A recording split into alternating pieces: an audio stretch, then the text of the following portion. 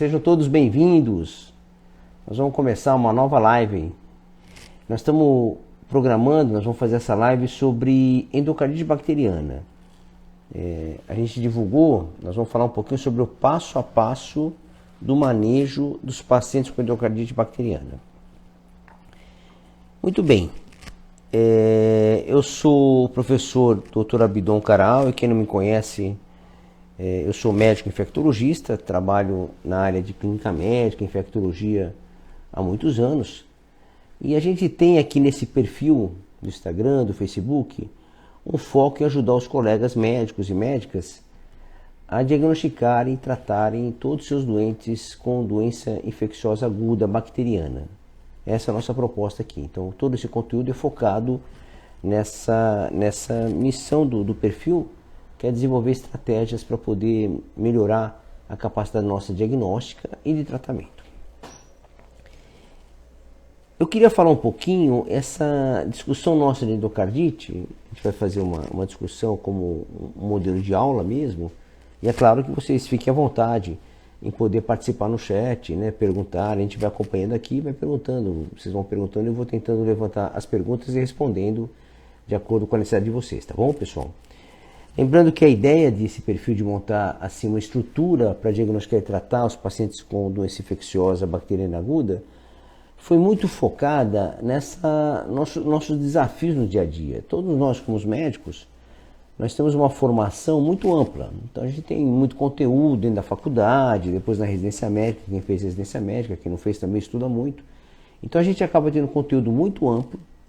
E às vezes nós temos muita dificuldade de incorporar isso na prática médica. Esse é um ponto muito delicado para nós médicos. Então muitas vezes a gente tem muito conteúdo teórico, a gente estuda muito, tem um conteúdo volumoso, tem experiência de manejo de doente muito grande também, não há dúvida, mas a gente acaba tendo muita dificuldade de sintetizar esse conhecimento todo e colocar isso em prol do doente, na prática médica.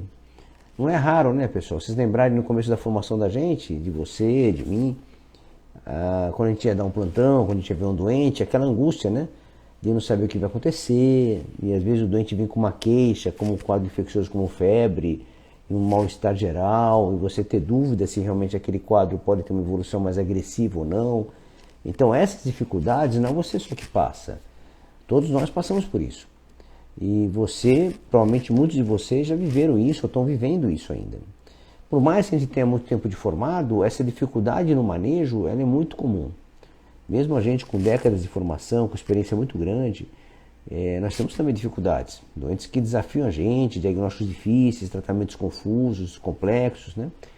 Então tudo isso a gente pensou e desenvolveu esse perfil, essa entrega de conteúdo focado realmente para que facilite a nossa atividade diagnóstica e tratamento. Então a ideia é sempre a gente conversar de uma maneira prática, de uma maneira que a gente possa colocar em prática, nós vamos conversar. Isso é fundamental. Então a ideia aqui não é uma ideia puramente acadêmica, de conteúdo teórico, de falar sobre toda a história de cada tema. Essa não é a ideia nossa. A ideia nossa é fazer com que isso chegue a você de uma maneira mais objetiva, mais prática para o seu dia a dia. Então essa é a maneira que a gente pensa mais adequada. Um pouco dessa história, como que eu fui desenvolvendo isso, pessoal? A ideia é que eu desenvolvo isso há muitos anos, já trabalho com doença infecciosa há muito tempo, e nesse meio tempo a gente foi criando técnicas e metodologias de poder diagnosticar melhor e tratar melhor o nosso doente. Essa foi a nossa ideia nesses anos todos. Então a gente estudou muito, se preparou muito, para que pudesse ter um conteúdo mais denso e mais completo possível, para que possa facilitar vocês a usarem no seu dia a dia. E essa aula vai ser uma discussão dessa, vai ser uma discussão que realmente o conteúdo seja um objetivo para vocês no seu dia a dia. Muito bem, deixa eu comentar alguma coisa com vocês sobre a questão da endocardite bacteriana. Só para a gente poder definir um pouquinho rapidamente isso, como todos sabem, a endocardite, como o nome diz, é uma infecção do endocárdio por causa bacteriana. O endocárdio do coração é a estrutura tecidual que forma as válvulas cardíacas, ou válvula ou válvulas. Os dois termos estão corretos, não estão incorretos. Então a infecção de uma válvula cardíaca a gente chama de endocardite. Quando é causada por bactéria, é bacteriana. E você tem as endocardites causadas por fungo e tem endocardites assépticas, que são inflamações, da válvula causada por doenças que não são infecciosas. Exemplo clássico disso, o lúpus eritematoso sistêmico, doenças neoplásicas, né, que fazem manifestação valvar em algumas situações, tipo do síndrome carcinoide. Então você viu que tem uma gama de situações que levam a endocardite. Mas o que a gente vai falar hoje aqui com vocês, discutir e tentar concentrar a discussão nossa, é nas endocardites bacterianas de causa infecciosa bacteriana. Essa é a nossa ideia. Então a gente não vai falar muito sobre fúngico ou outras causas. E lembrar para vocês alguns aspectos quando a gente vai manejar endocardíticas. Hein? Então a definição é essa. Nós temos 4 válvulas cardíacas no coração. Então qualquer uma dessas válvulas pode ser infectada por bactéria. Só que no nosso dia a dia, pessoal, as válvulas mais comum infectadas são a válvula mitral e aórtica. Ser do lado esquerdo do coração e ter maior risco de lesão e acabar sendo contaminada com mais frequência. Depois dessas duas, da válvula mitral e aórtica, a válvula tricúspide é a terceira mais contaminada. E a válvula tricúspide tem algumas características de infecção. Ela depende de alguns aspectos que são muito relacionados à contaminação de pele, porta de entrada em pele, porque a circulação venosa vai chegar até o ato direito, o ventrículo direito, e vai acabar podendo contaminar a válvula tricúspide e ou a válvula pulmonar, que é um pouco mais rara delas todas. Então, de maneira resumida, é isso. Nós estamos falando de endocardite bacteriana, que nada mais é do que infecção do endocárdio do coração, e o endocárdio do coração são as válvulas cardíacas nossas, ok? Então, esse é um ponto importante.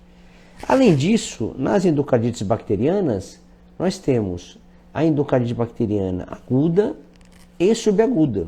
É uma nomenclatura de tempo, mas não é só tempo. Quando uma endocardite bacteriana evolui de maneira mais arrastada, durante semanas, meses ou até anos, o comportamento clínico também é diferente. Diferente da endocardite bacteriana, que tem uma evolução mais aguda. Então são coisas bem diferentes do ponto de vista clínico e evolutivo. A ideia é que nós discutiremos aqui mais relacionadas à endocardite bacteriana de evolução mais aguda. Essa é a discussão um pouco mais importante. Nós vamos falar um pouco da subaguda, mas a ideia é falar um pouco mais aguda. Quais são os nossos grandes desafios em relação à endocardite bacteriana? Quando a gente fala do passo a passo para manejar nosso doente, nós temos que pensar o seguinte. Não adianta eu falar para vocês aqui, endocardite bacteriana é causada assim, tratamento. Mas antes de eu definir endocardite bacteriana, eu preciso ver meu paciente, olhar ele, com as queixas que ele chegará para você, e identificar o diagnóstico de endocardite. Esse é o nosso desafio. Porque a hora que eu tenho o rótulo de endocardite bacteriana, é mais fácil você fazer a condição. Então é muito mais simples você ter lá um rótulo endocardite bacteriana, e a partir daqui você sabe qual exame pedir, qual metodologia, qual medicamento, qual antibiótico você vai utilizar e assim por diante. Então você vai errar menos. Na hora que você tem um diagnóstico correto, a evolução toda você consegue ler, procurar no Google, procurar na literatura e acabar definindo o que você achar melhor para tratar. Agora, o grande desafio nosso, um dos maiores desafios, é fazer o diagnóstico. Receber o doente, virgem, entre aspas, de manejo, ele chegar com uma queixa para você e você, no seu dia a dia, como médico, ou na sua emergência, ou no seu consultório, ou na sua enfermaria, ou na sua UTI, onde for, quer que seja, que você seja chamado para fazer uma avaliação, você vai ter que ver seu doente. E com aquelas queixas iniciais, você tem que ter uma suspeição clínica muito alta para que você faça um diagnóstico. Então vamos conversar um pouquinho sobre isso. Então esse é um primeiro ponto, que é uma coisa que muitos colegas nossos acabam fazendo de maneira errada, que é ter um diagnóstico impreciso. Isso é um problema muito grave. Então você começar a tratar de maneira empírica, sem ter um planejamento correto do diagnóstico, e você acabar atropelando a evolução e tendo dificuldade no decorrer da condição desses doentes. Então esse é um ponto importante. Um outro ponto importante que se erra muito é um diagnóstico tardio. Você não suspeita, o doente começa a evoluir mal, começa a ter complicações de endocardite, que nós vamos falar sobre elas daqui a pouco, e você começa a ter problemas com isso. Então é uma maneira muito ruim de se manejar. Você não tem suspeita clínica, começa a usar antibiótico de maneira empírica sem saber o que está acontecendo, e o dente começa em pau. É um dente que tem febre, você faz qualquer antibiótico que você imagina, ou por via oral em casa, ou você interna fazer antibiótico, sem você fazer um diagnóstico preciso, sem você ter suspeitado que era uma endocardite e sem ter fechado o diagnóstico correto. E o que vai acontecer? Vai acontecer que esse doente vai mal, ele não vai bem, ele vai começar a ter complicações, e às vezes complica muito, até alguém se alertar, lembrar da possibilidade de endocardite para fazer o diagnóstico. Isso é uma maneira muito ruim da gente manejar. Então, um diagnóstico impreciso, uma maneira empírica de tratar um doente com febre, com uma suspeita de infecção, onde você pode ter uma doença com endocardite por trás disso, são pontos muito delicados para nós. Outro erro muito frequente que nós observamos, pessoal, são aqueles pacientes que são tratados com antibiótico, mesmo sabendo que a suspeita é alta de endocardite, ele ter uma evidência razoável de endocardite, ele usar antibiótico sem ter tido um manejo adequado de coleta de hemocultura. Isso é um ponto muito importante, porque não é raro os colegas, alguns nossos colegas, fazerem antibióticos sem ter essa preocupação de coletar essas culturas previamente. E isso vai gerar um problemão, porque uma dose de antibiótico só vai inibir o crescimento de bactérias, se houver bactéria na corrente sanguínea, vai inibir o crescimento de maneira intensa. Então esse é um ponto que precisa ser levado muito em consideração para que a gente não tenha esse problema nesse manejo, né? E outro ponto que também é um erro muito grave é quando você está começando a tratou com antibiótico, começa a coletar a cultura após a introdução do antibiótico. É outro problema muito grave. Então a gente acaba tendo uma inibição do crescimento das bactérias pelo antibiótico que você usou, e as culturas que você vai coletar começam a ficar negativas sem resultado nenhum. Então esses erros que eu citei, esses 4 erros que eu citei, são importantes, eles precisam ser cuidadosamente avaliados. Eu falei de 4 possibilidades. Você tem um diagnóstico impreciso, um diagnóstico empírico usando antibiótico inadequadamente, você vai gerar um problema. Tratar o paciente com antibiótico sem ter a cultura prévia, a hemocultura prévia. E o 4, na hora que você está usando antibiótico para o doente com suspeita de endocardite ou diagnóstico finalizado, você querer colher as hemoculturas pós-antibiótico. Então, esses são erros que vão te dar prejuízo, vão dificultar o seu manejo com o seu doente. Então, isso precisa ser evitado ao máximo possível. Então, são pontos que a gente precisa tomar cuidado nesse manejo. Muito bem, pessoal. Como esse paciente, então, ele vai se apresentar? Ele vai chegar até você e você com essas preocupações todas em termos de manejo do paciente com doença infecciosa e nessa infecção, que é uma infecção com uma certa gravidade. Esses pacientes habitualmente chegam com febre. Esse é um ponto muito comum. Você vai falar para mim, pô, professor, febre é uma sintomatologia muito frequente. Eu vejo todo dia, toda hora. E ninguém tem endocardite. Sim. Esse é um desafio nosso, né? Você imagina, nós lidamos com doente com febre todo dia.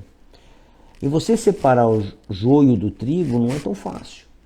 Porque você tem que olhar esses doentes com febre, ter um cuidado muito grande para acreditar que aquela febre tem uma evolução mais benigna ou uma febre com uma evolução mais agressiva. É uma evolução de uma infecção viral tranquila, autolimitada, que não vai ter complicações, ou mesmo uma infecção bacteriana mais rápida de fazer o diagnóstico, mais leve, que você consiga fazer um diagnóstico preciso e tratar imediatamente, né? Isso é um ponto muito crucial, que você ter o paciente com febre e saber tecnicamente para que caminho ele vai. Se ele vai para uma evolução mais agressiva, se ele vai para uma evolução mais leve. Então isso é um desafio médico. Então isso é uma habilidade que nós temos que ir criando gradativamente. E como você cria isso, obviamente, é com bom treinamento clínico. Então você vai fazer uma boa história, que é a anamnese, você vai identificar os fatores dessa doença e você vai examinar esse doente de maneira adequada. Então aqui alguns detalhes. Para a febre, é importante você ter a informação evolutiva dessa febre. Quando ela começou, como que ela está se comportando, se ela está sendo diária, está sendo noturna, está sendo dia sim, dia não. Quais sintomas correlacionados a essa febre, qual a temperatura dela, está em 38 graus, está 41. Tem sintomatologia associada, tipo calafrio, tremor, sudorese, né? Então você tem que tentar caracterizar de uma maneira coerente, ver se ela responde antitérmico ou não responde. Então você vai fazer a caracterização do sintoma. Segundo ponto importante na endocardite é a presença, a avaliação do seu exame físico. Porque o primeiro ponto é a febre. Se essa endocardite está começando, sem sinais de embolização, por exemplo, nós vamos falar sobre isso, você tem a febre como sinal mais importante. Mas nós podemos ter as complicações da endocardite. Porque a endocardite infecta a válvula. Essa infecção bacteriana por si só vai desenvolver febre. Vai ativar a resposta inflamatória, vai liberar mediadores, tipo fator de necrose tumoral alfa, interleucina 1, interleucina 6, né? Prostaglandinas. Isso tudo vai ativar o sistema nervoso e vai fazer febre. Muito bem. Mas você pode ter uma manifestação semiológica de anamnese desses doentes com manifestação orgânica de complicações da endocardite, que são as embolizações. Então, o doente com endocardite, ele pode se apresentar com uma dor na ponta do dedo, por exemplo, por causa de uma embolização séptica para o sistema arterial da falange, do dedo, né? Você pode ter o doente falando de hematúria, falando, doutor, eu estou urinando sangue. Às vezes esse paciente fez embolização glomerular, embolização renal, e isso gerou hematúria para esse doente. Ele pode chegar para você e falar que está com uma dor insuportável no membro inferior. Ele pode ter feito uma embolização no ramo arterial do membro inferior. Ele pode chegar para você com um quadro de AVE, acidente vascular encefálico isquêmico, por causa de uma embolização. Então, ele pode se apresentar de diversas maneiras clínicas. Ele pode chegar para você paraplégico, às vezes com uma embolização em ramos de artérias profundas que entram na medula lombar, na medula toracolombar. Então você tem uma gama de patologia que pode ser manifestações de embolizações em decorrência de endocardite bacteriana. Então vejam só, você tem a febre como um padrão importante da manifestação de endocardite, clínico do doente, e ele pode chegar junto com ele quantos comemorativos da doença, de outros sinais e sintomas associados em decorrência de complicações de órgãos à distância. Isso na endocardite bacteriana aguda ou subaguda. E na subaguda ainda, a doença, por ser mais longa, ela desenvolve um fenômeno imunológico, diferente da aguda. Esse é um ponto importante clínico. A endocardite bacteriana aguda, ela tem uma resposta muito infectante. Está relacionada muito à gravidade da infecção, à embolização componente vascular. A endocardite bacteriana subaguda também tem isso, mas ela tem um fenômeno também relacionado à resposta imunomediada. Como é que é isso? Depósito de imunocomplexo. Então você tem antígeno, anticorpo, complemento, depósito de imunocomplexo, e esse depósito de imunocomplexo fazendo doença de acordo com os órgãos comprometidos. Por exemplo, desenvolvimento de aneurisma micótico no cérebro, nas artérias cerebrais. Aneurisma em decorrente de alterações imunes do sistema vascular, ou mesmo de embolização de ramos arteriolares, ramos que são de irrigação da própria artéria. Aquela área da artéria fica alterada, ela dilata, faz um aneurisma chamado aneurisma micótico, e ele pode romper e fazer um quadro de acidente vascular encefálico hemorrágico.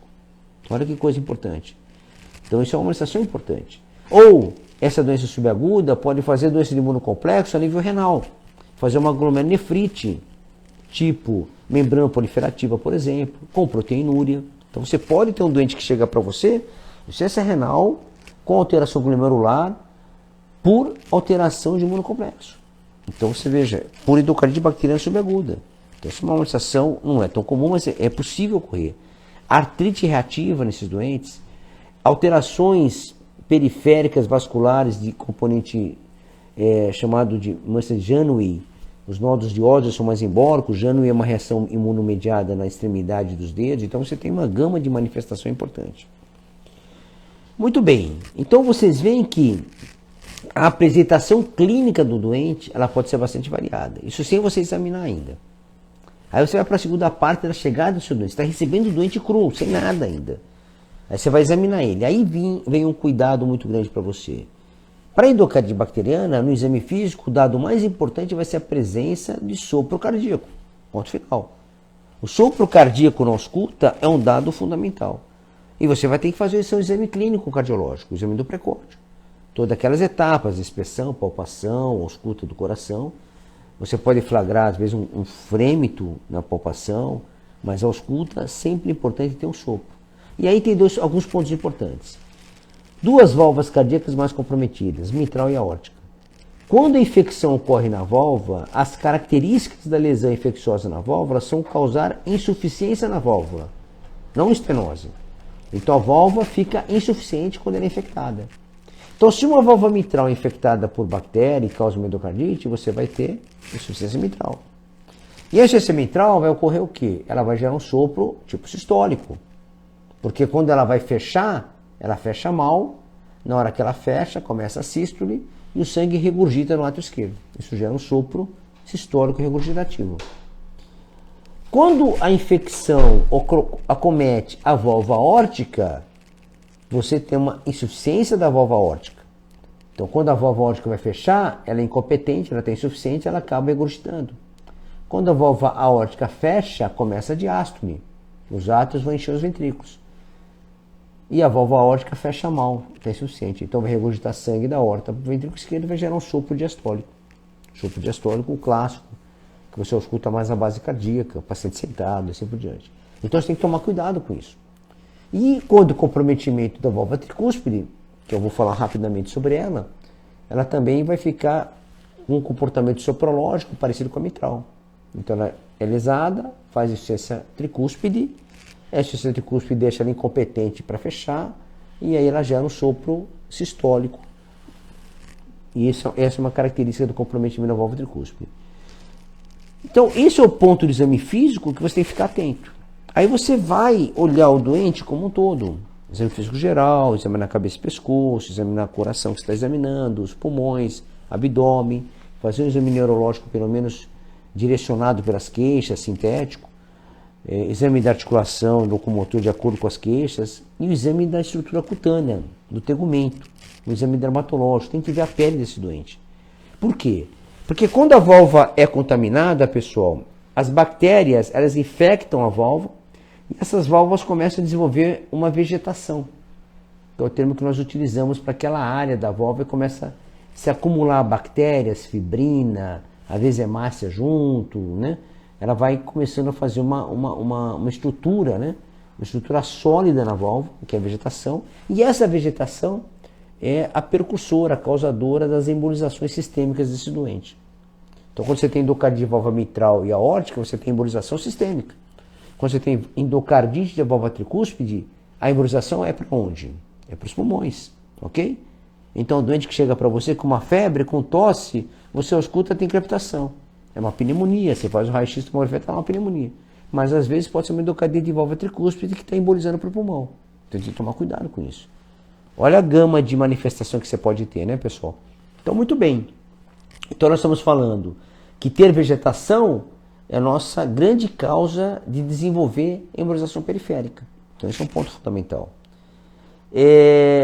Então, no exame físico, quando você vai examinar esse doente, a gente falou na anamnese, você tem que procurar a embolização. Então, você vai procurar na pele se não tem petequias, se não tem alguma mancha maior, uma mancha purpúrica maior, sinais de sofrimento vascular periférico, por exemplo.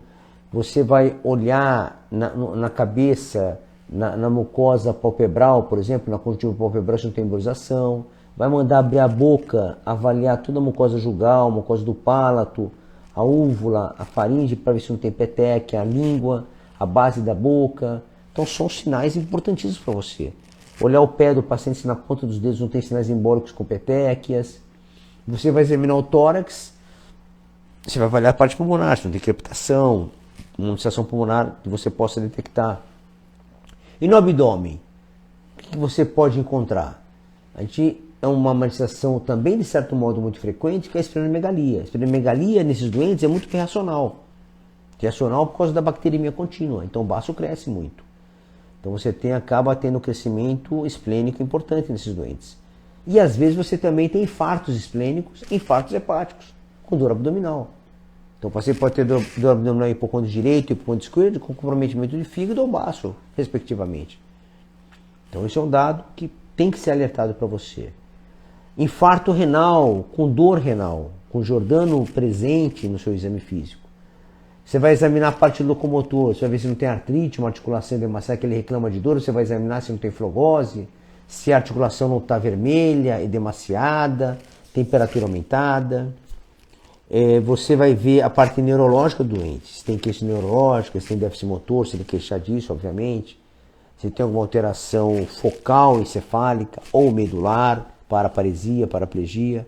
Então vocês estão vendo diversos órgãos que podem ser comprometidos em decorrência das embolizações da endocardite bacteriana. Muito bem, pessoal. Então você tem uma anamnese, um exame físico muito bem feitos. Isso é fundamental. Lembra que nós estamos conversando? No começo nós falamos sobre alguns grandes erros, né? Então esse é o seu caminho inicial, porque você está como médico, você não está lá sentado na cadeira esperando alguém chegar e falar, ó, esse paciente tem endocardite, cuida dele. Habitualmente nós como médicos, eu acho que você também que está aí do outro lado, escutando a gente falar, vocês também devem ter um desafio. Você também deve ter um desafio em relação a ter o diagnóstico de endocardite no seu trabalho, ou na sua emergência, ou na sua UTI, então você tem que estar atento a isso. Estar atento a isso, com essas informações que eu passei sobre a anamnese e físico, você vai ter um certo controle de não deixar escapar um diagnóstico dessa magnitude. Isso é muito importante. Por que não pode deixar escapar, pessoal? Que a mortalidade média nossa endocardite no nosso meio é uma coisa meio brutal, mas é verdadeira. Ela pode chegar a 30% de mortalidade. E ela é maior na endocardite bacteriana aguda. Então, a endocardite bacteriana mais subaguda, pelo Streptococcus, que é o mais comum, pode ter uma mortalidade mais baixa de 5%. Mas ela pode chegar a 30% em média, até 50% em alguns casos, de acordo com a agressividade. Somente a endocardite bacteriana aguda, por Staphylococcus aureus. Nessa situação, a mortalidade sobe muito. Então, é de fundamental importância você ter uma suspensão alta e conseguir fazer um diagnóstico desse. Você fazer um diagnóstico desse, o benefício que você vai gerar para o seu doente é enorme. E para você mesmo, a satisfação de fazer um diagnóstico bem feito e dar um resultado espetacular para uma pessoa e para sua família. Isso é fundamental. Eu acho que isso é o que deixa a gente um pouco mais feliz, né? Eu acho que muito dessa maneira de lidar com os pacientes e fazer um diagnóstico correto ajuda muito em relação a gente ficar mais tranquilo com o nosso trabalho. Bom, com esses dados clínicos na sua mão, você vai partir para a parte laboratorial, que é importante.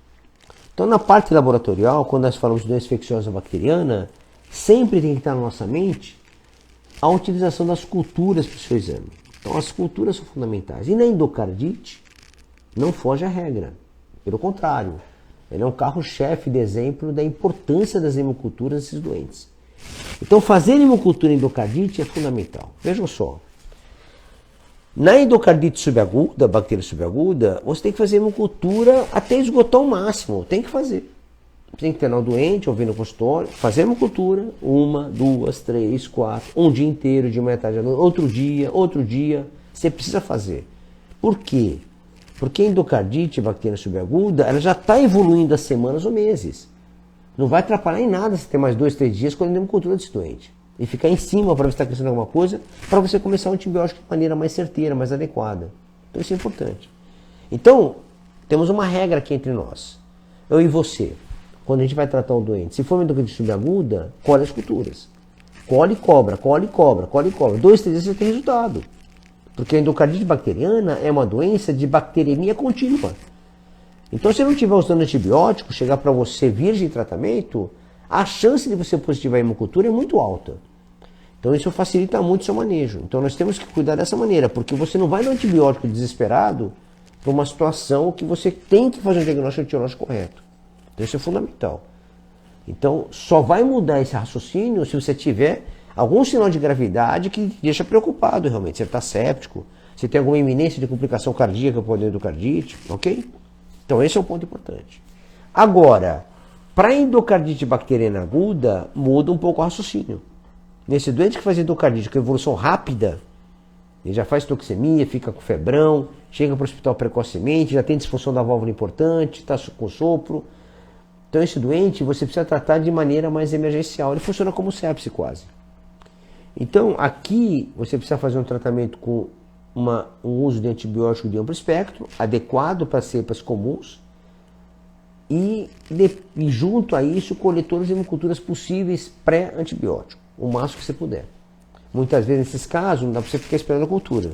Você vai ter que coletar as hemoculturas previamente, você vai dar um antibiótico e vai à evolução. Nesses casos agudos, onde você tem maior risco de complicação, que realmente 1, 2, 3 dias de atraso vão gerar mais prejuízo para esse doente, ok? Então nós estamos combinados sim. Endocardite bacteriana subaguda, você tem que colher as culturas de maneira insistente, com uma frequência alta, e você pode aguardar com um pouco de paciência, 2, 3 dias, não vai mudar nada isso. Mas na endocardite bacteriana aguda o comportamento é diferente. A gente vai precisar tomar algumas decisões de acordo com a gravidade. E aqui cabe o antibiótico o mais rápido possível. Antes de fazer o antibiótico o mais rápido possível, você colhe o máximo de hemocultura possível. Sempre que coletar, cada vez que você coleta no paciente, você coletar pelo menos 2 a 3 hemoculturas naquele tempo. Lembra que a gente tem que fazer hemoculturas pareadas. Eu já falei isso algumas outras vezes. 2 hemoculturas pelo menos, de locais diferentes, para que quando cresce a bactéria, você não tenha dúvida se é colonização ou não, ou se é alguma contaminação do material. Ok? Somente contaminação. Muito bem, então as culturas são fundamentais. Cultura de urina é importante? Sim, porque às vezes tem embolização renal e na cultura de urina cresce a mesma cepa. Então vale a pena fazer. Não vai te atrapalhar em nada. Você vai fazer a urina 1 EAS, né? Elementos anormais sedimentos da urina, e você já faz a urocultura junto. É mais uma informação importante para você. Então, hemocultura, ok. Segunda propedêutica armada fundamental no manejo é o nosso ultrassom de coração. Ultrassonografia de coração, que é o ecocardiograma. O ecocardiograma é uma ferramenta fundamental nesse manejo. Não tem jeito. Em nossa era hoje, o ecocardiograma faz parte do diagnóstico. E ajuda muito a gente. Por que ajuda muito a gente? Porque aquelas vegetações que eu falei para vocês, elas são facilmente visíveis no eco. A partir de 3, 4 milímetros, o colega bem preparado vê facilmente. Com o ecocardiograma simples transtorácico, ele vai poder ver. Nessas válvulas mitral e aórtica são mais frequentemente comprometidas. Então o ecocardiograma ele vai poder ajudar muito. Então ele vai poder facilitar muito a percepção da contaminação da válvula. E às vezes, mesmo que seja difícil para o colega que está fazendo o ecocardiograma perceber a lesão da válvula, ele pode fazer uma tecnologia mais moderna, que é fazer um ecocardiograma transesofágico. Ele passa uma sonda pelo esôfago, esse eco transesofágico é como se fosse um zoom da câmara esquerda. Então ela vai ampliar a visibilidade, principalmente da válvula mitral e aórtica. Ok? Então isso é importante. Do lado direito, também melhora um pouquinho, mas não é tão bom o transesofágico como é pro lado esquerdo. Tá certo? Então o ecocardiograma é uma ferramenta fundamental para a gente. Principalmente se o doente já tiver outros feitos, para poder comparar, vai ajudar muito. Porque uma disfunção nova da válvula pode fazer você suspeitar da possibilidade de uma infecção ocorrendo naquele momento. Então nós falamos da propedêutica armada importante. Claro, tem vários dados laboratoriais, né, pessoal, que a gente pode fazer para poder ajudar, hemograma, PCR, proteína C reativa.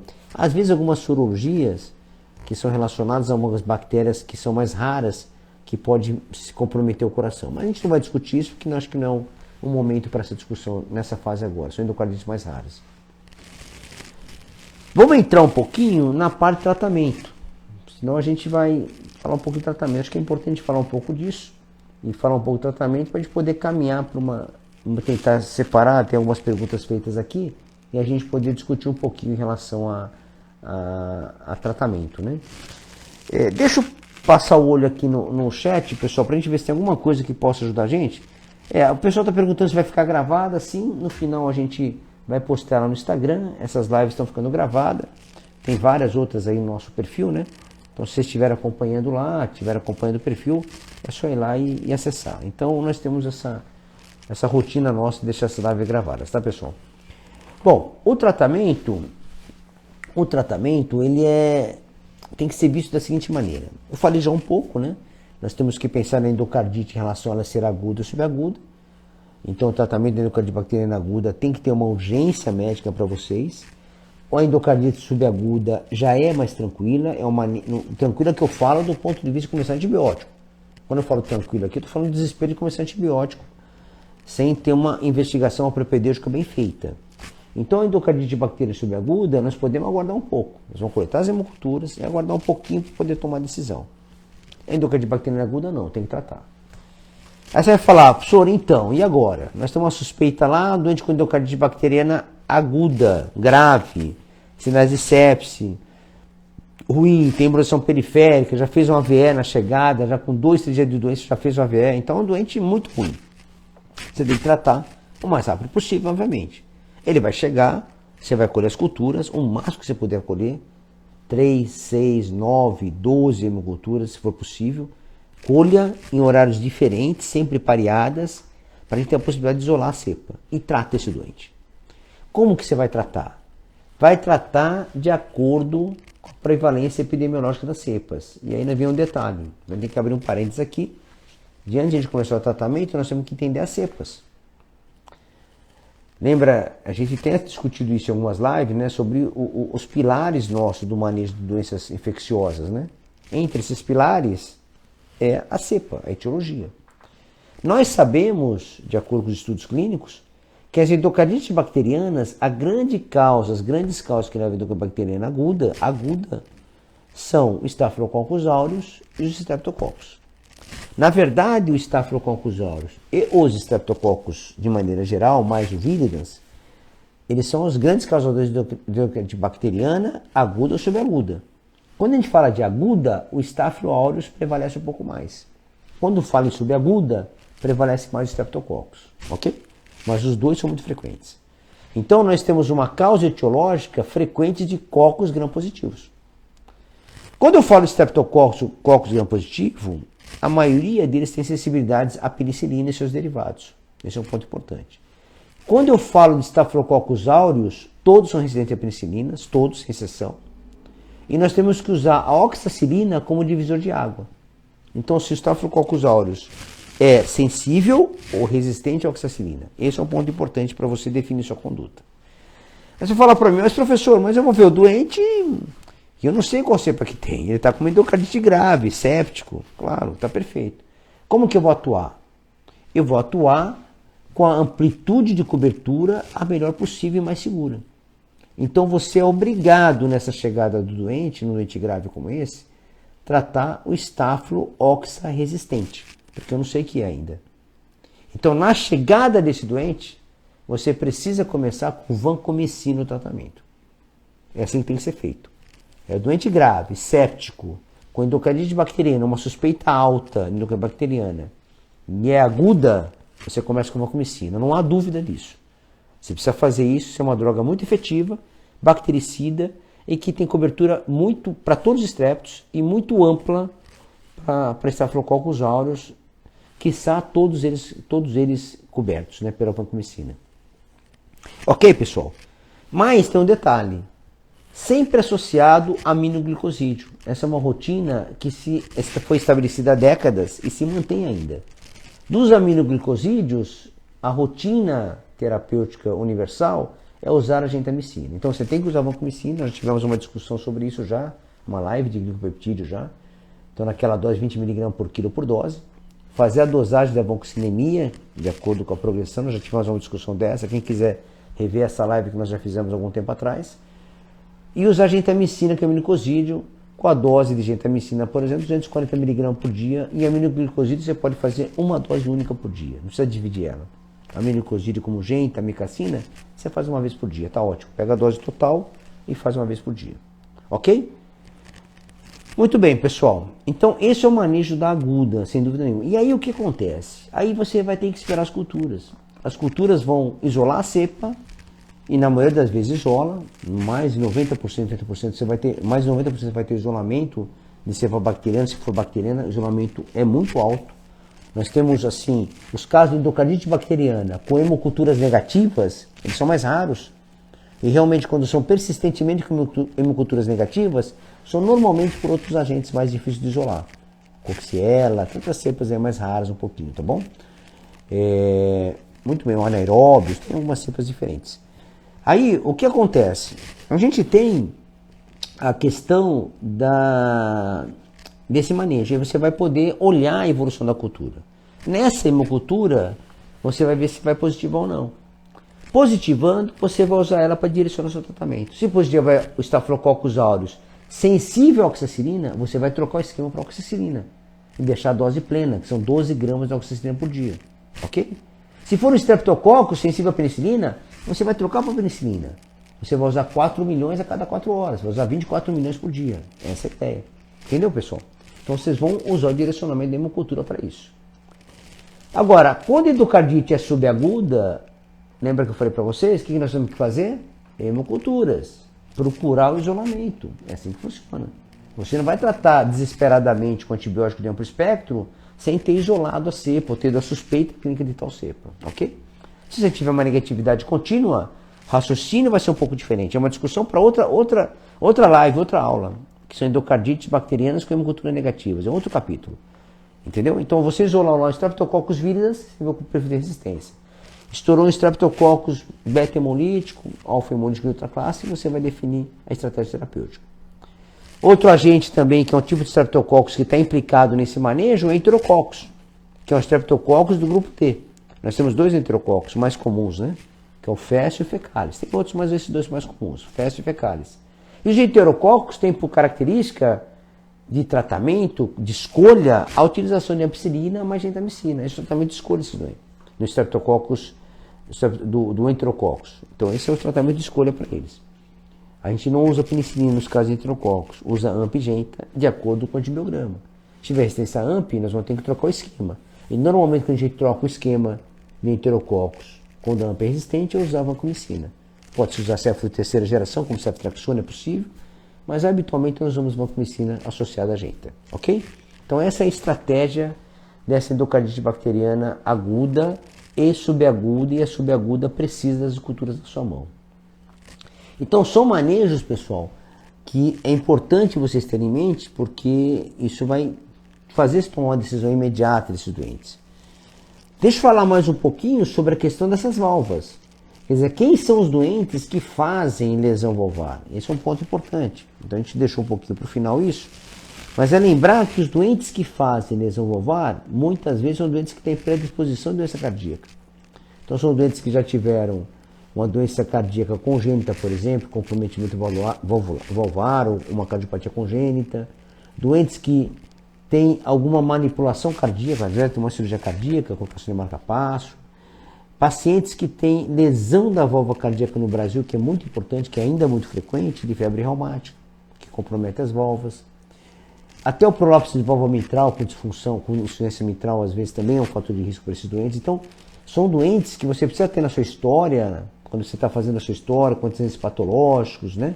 Você tem que procurar se realmente alguma coisa já tem previamente que possa facilitar isso. Então, esse é um ponto importante. Doença pré-existência. Mas isso não impede de ter endocardite em válvulas nativas, sem doença nenhuma. Isso acontece, a endocardite faz isso. Ok?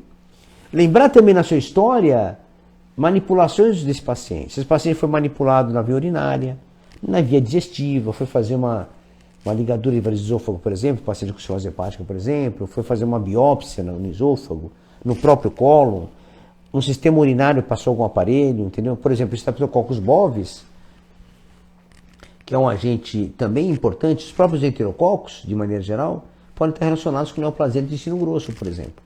Então você tem que ficar atento a isso. Então são sinais, são cepas isoladas que podem te levar a outra patologia possível desse doente, ok? Então, saber um pouco dessa questão da condição de base do paciente é importante para você pensar nisso. E outro ponto importante ainda, que a gente poderia comentar rapidamente, é sobre os fatores de risco para endocardite, onde você é obrigado a fazer profilaxia antibiótica. Por exemplo, pacientes que têm doença dentária, que têm manipulação dentária, vai ao dentista, por exemplo, fazer um tratamento dentário qualquer, uma cirurgia de gengiva, uma manipulação de dente mais profunda. Esses doentes obrigatoriamente têm que fazer profilaxia com derivados de penicilina. O mais comum a gente usa ampicilina ou amoxicilina. Normalmente a amoxicilina é a droga mais comum de utilizar, porque é para o via oral, fácil absorção, mas melhor absorção do que a própria ampicilina, menos errática a absorção. Então, essa profilaxia tem que ser feita, porque evitar que esse paciente faça bacteriemia durante o procedimento e infecte a válvula, ok? Então, isso é um dado muito importante. Isso vale para várias situações, né? Quando você vai fazer manipulação cutânea, você vai fazer profilaxia para isso. E saber realmente se o doente tem uma doença cardíaca prévia, vai alertar mais o médico, o dentista, um profissional de saúde que vai manipular esse doente para lembrar da possibilidade de fazer profilaxia para esse paciente. E outro capítulo rápido para comentar, para deixar aí uma semente para vocês, são as válvulas cardíacas protéticas, de prótese, né?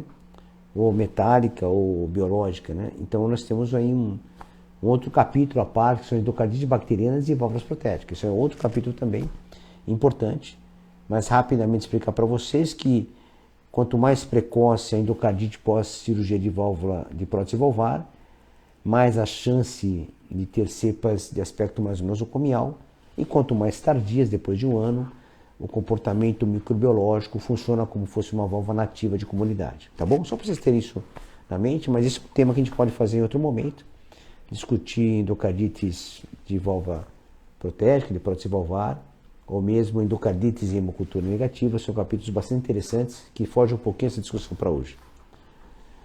E aí, pessoal, depois deixa um comentário aí sobre a live para a gente poder discutir. Se tiver dúvida, deixa lá que eu respondo depois, tá bom? Fica bem legal. Deixa eu ver aqui se tem alguma coisinha para a gente poder ajudar na resposta. Alguns comentários, ok. Eu acho que tá bom. Então já está passado, a live fica gravada. Foi bom falar com vocês. Qualquer coisa a gente está à disposição, deixa os comentários se vocês quiserem. Se quiser compartilhar essa live é legal também, deixar o link para o pessoal dar uma olhada. Vale a pena para os seus colegas que... Deixa para os seus colegas que você sabe que é importante, que eles tenham essa clareza da endocardite. Manda lá o link para eles, dá para eles darem uma olhada, para eles poderem olhar alguns pontos. E vão falando com a gente aí. Que puder ajudar, a gente vai estar ajudando, tá bom, pessoal? Boa noite para vocês, um grande abraço para todos, tá bom? Tchau, tchau.